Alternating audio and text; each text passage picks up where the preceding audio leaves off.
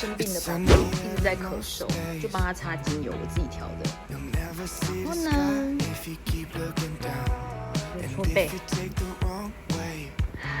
因为他这几天他已经发烧了，发烧1到2天，然后一直咳嗽，连吐了4天，咳嗽有痰。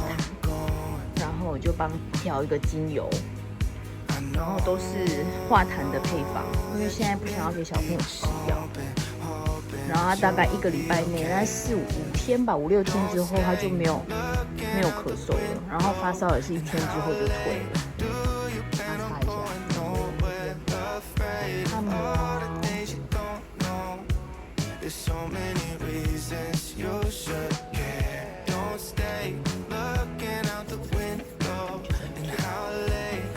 我觉得用擦的跟贴的都比吃的好，所以呢，自从森森1岁多之后，我就不想要再给他吃药了。我就每次洗完澡都会帮他擦脚底，增加免疫力。Hello 哈，是偷笑吗 ？Hello 哈，你有没有好一点啊？